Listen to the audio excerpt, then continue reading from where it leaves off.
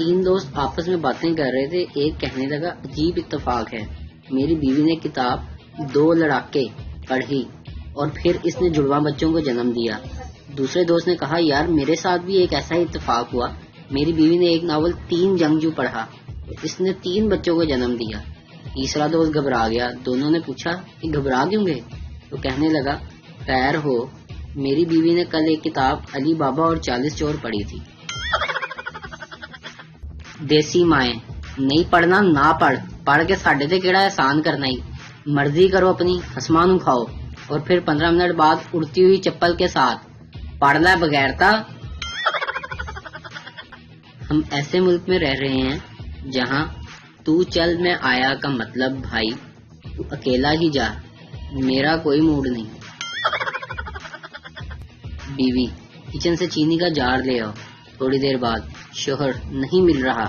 بیوی, مجھے پتا تھا کہ تم اندھے ہو, تمہیں کبھی ملے گا ہی نہیں, اس لیے میں پہلے ہی لے آئی تھی. اگر خوبصورت ہونا جرم ہے تو آپ سب بے قصور ہیں اور مجھے پھانسی دے دیں بس. آدھی رات کو شوہر کی آنکھ کھلی. باہر نکل کر محلے والوں سے پوچھا کہ اتنا شور کیوں ہے؟ انہوں نے کہا خبردار رہنا, محلے کے پانی میں واسا والوں نے غلطی سے دوائی کی جگہ زہر ملا دیا ہے. یہ سن کر شوہر واپس گھر آ گیا تو بیوی نے پوچھا سنیں باہر کیا ہوا ہے؟ شوہر, کچھ نہیں ہوا, سب خیر ہے, تم پانی پیو اور سو جاؤ. میری زندگی میں صرف ایک ہی بندی رہ گئی ہے اور وہ ہے پابندی. اپنی بیوی سوالات کرے تو مردوں کو فوری غصہ آ جاتا ہے, مگر کسی دوسرے کی بیوی سوالات کرے تو جناب علم و دانائی کے دریا بہائے جاتے ہیں اور ان کے سارے جوابات دیے جاتے ہیں. بیٹا, بابا کیا ہمارے گھر میں جن ہیں؟ والد, یہ جن وغیرہ کچھ نہیں ہوتے بیٹا. بیٹا, بابا نوکرانی کہتی ہے کہ ہمارے گھر میں جن ہیں. والد, جلدی سے سامان پیک کرو بیٹا. بیٹا بولا وہ کیوں بابا؟ والد, ابے ہمارے گھر میں کوئی نوکرانی ہی نہیں. اکثر لڑکیاں برقع صرف اس لیے پہنتی ہیں کیونکہ انہیں کپڑے استری کرنے میں موت پڑتی ہے. حامد کام سے واپس آیا تو پنجابی بیوی بولی روٹی پاواں؟ حامد, پاواں کی ہوندا ہے, میں کوئی کتا ہاں؟ بیوی, میں تو نہیں کیا, آپ ہی پونکی جاندے ہو. جج عورت سے, تمہاری صحیح عمر کیا ہے؟ یاد رکھو حلف اٹھا رہی ہو, تم جھوٹ نہیں بول سکتی. عورت, 21 سال اور چند مہینے. جج, کتنے مہینے؟ عورت, 103 مہینے. ہمارے پاس 2 آسٹریلین طوطے تھے جن میں سے ایک قضائے الہی سے فوت ہو گیا. طوطی ہماری اکیلی رہ گئی. بیگم سے وعدہ کیا کہ میں طوطا لے آؤں گا, لیکن مصروفیت کی وجہ سے نہ جا سکا اور یوں وعدہ پورا نہ ہو سکا. بیچاری طوطی کئی ماہ سے اکیلی زندگی گزار رہی تھی. پھر میں نے بیوی سے کہا کہ طوطی کے رینج میچ کروائی جائے, یعنی طوطا لایا جائے. بالآخر ہم ایک برڈ ہاؤس پہنچے اور طوطی کے لیے طوطا لے آئے. تب سے طوطی خوش ہے اور کبھی پر پھیلاتی ہے اور کبھی طوطے کو چونچے مارتی ہے اور کبھی طوطے کو اپنی طرف متوجہ کرنے کے لیے آوازیں نکالتی ہے. میری بیوی بولی یہ طوطا کس قدر موڈ سے بیٹھا ہے, اس طوطے کے مزاج دیکھ رہے ہیں آپ, جناب سیدھے منہ طوطی سے بات ہی نہیں کرتے.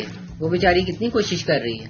آخر میں ایک مرد تھا تو طوطے کی اداسی سمجھ گیا. میں نے اپنی بیوی سے کہا طوطی پچھلے 6 ماہ سے اکیلی تھی, اس لیے جو آ گیا وہ اسی میں خوش ہے, لیکن اس طوطے بیچارے کو ہم 70 دوسری طوطیوں کے بیچ میں سے لے آئے ہیں اٹھا کر. تب سے وہ اسی طوطی کی چین چین سن رہا ہے. اب اتنا تو منہ بسوڑنے کا حق بنتا ہے اس بیچارے کا. اس وضاحت کے بعد میری طوطی نے چائے کا کپ میز پر پٹکا اور دوسرے کمرے میں چلی گئی.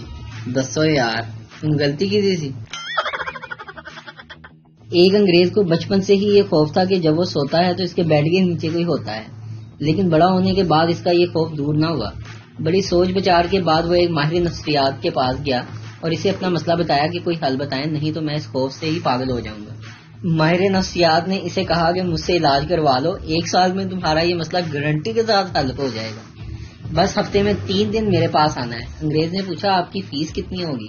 ماہر نفسیات نے کہا $200 فی وزٹ. انگریز بولا چلے میں سوچ کر بتاتا ہوں. پھر کوئی 1 سال کے بعد اس گورے اور ماہر نفسیات کی کسی فنکشن پر دوبارہ ملاقات ہوئی تو ماہر نفسیات نے پوچھا تم آئے نہیں میرے پاس؟ گورے نے جواب دیا، میرا وہ مسئلہ میرے ایک پاکستانی دوست نے صرف ایک بریانی کی پلیٹ اور ایک بوتل پر حل کروا دیا تھا، اور آپ کی فیس کے پیسے بچا کر میں نے گاڑی بھی خرید لی۔ ماہر نفسیات نے بڑی حیرانگی سے پوچھا، اس نے ایسا کیا علاج بتایا؟ مجھے بھی بتاؤ پلیز۔ گورا بولا، پاکستانی دوست نے مشورہ دیا تھا کہ بیڈ مجھے دے دو اور فرش پر گدا ڈال کر سویا کرو۔ یقین کریں جب سے ایسا کیا ہے کبھی ڈر ہی نہیں لگا، کیونکہ نیچے کچھ ہوتا ہی نہیں۔ چھا گیا پاکستانی۔ ایک وکیل کو آپریشن کے بعد تھوڑا سا ہوش آیا تو اس نے اپنی بیوی کو قریب بیٹھے دیکھا اور بولا، ڈارلنگ تم بہت خوبصورت لگ رہی ہو، اور یہ کہتے ہی سو گیا۔ بیوی نے وکیل کے منہ سے اپنی خوبصورتی کی تعریف پہلے کبھی نہیں سنی تھی۔ وہ حیران ہوئی اور وکیل کے ہوش میں آنے کا انتظار کرنے لگی۔ تھوڑی دیر بعد وکیل کو پھر تھوڑا سا ہوش آیا اور بولا، ڈارلنگ تم بہت اچھی ہو۔ یہ کہہ کر وہ پھر سو گیا۔ پھر تھوڑی دیر بعد ہوش آیا، اس نے کہا، ادھر کیا کر رہی ہو، اٹھو یہاں سے۔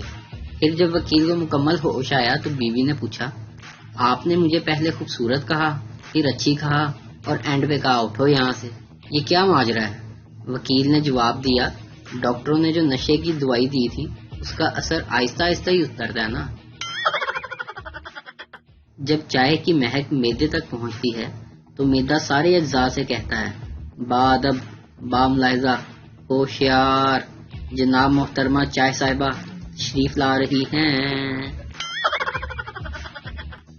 آج میں نے اپنی بیگم سے کہا، بیگم کوئی تیز چھری تو دکھاؤ۔ اس نے اپنی زبان دکھا دی۔ بیوی، یہ کون سا قانون ہے کہ تمہیں میں ہی کھانا پکا کر دوں؟ شوہر، یہ پوری دنیا کا قانون ہے کہ قیدی کو کھانا حکومت ہی فراہم کرتی ہے۔ میاں بیوی کی لڑائی ہو گئی۔ شوہر جا کر ڈریسنگ ٹیبل کے سامنے بال بنانے لگا۔ اس کے بچے نے کہا، پاپا بال بہت بڑے ہو گئے ہیں آپ کے۔ باپ بولا، ہاں بیٹا حجامت ہونے والی ہے۔ کچھ ہی دور کھڑی بیوی نے تنزیہ طور پر کہا، ہاں واقعی آپ کی حجامت ہونے والی ہے۔ ایک تبلیغی جماعت کے ایک امیر نے سفر پر روانہ ہونے سے پہلے اپنے ساتھیوں کو ہدایت کی کہ جب بھی کسی عورت کو دیکھیں تو استغفر اللہ پڑھیں۔ سفر شروع ہوا پر کوئی عورت نظر نہ آئی تو اچانک ایک ساتھی نے کہا، استغفر اللہ استغفر اللہ۔ باقی ساتھی بولے، کدھر ہے؟ لمبے چوڑے سردار نے ایک چھوٹے قد والی عورت سے شادی کر لی۔ اس کے دوست نے پوچھا، یار تم نے ایسا کیوں کیا؟ سردار بولا، یار مصیبت جتنی چھوٹی ہے وہ اتنا ہی اچھا ہے۔ ڈاکٹر مریض کو نسخہ دیتے ہوئے بولا، یہ دوا پابندی سے استعمال کریں اور بڑی سے بڑی مصیبت کو بھولنے کی کوشش کریں۔ مریض گھبرا کر بولا، ڈاکٹر صاحب آہستہ بولیں، وہ مصیبت باہر ہی بیٹھی ہے۔ شادی کی پہلی رات نئی نویلی دلہن شرم کے مارے بہت کم بول رہی تھی۔ شوہر نے اپنی بیوی سے کہا، دیکھو میں تمہیں بہت خوبصورت تحفہ دوں گا اگر تمہاری آواز میرے کانوں میں آئے گی، آپ کچھ بولو۔ بیوی بولی، جی بہت شکریہ میرے سرتاج۔ اور اب شادی کے 2 سال ہونے والے ہیں۔ شوہر بیوی سے کہتا ہے، مجھ سے بڑے تحفہ لے لو لیکن خدا کے لیے اپنی بکواس بند رکھو۔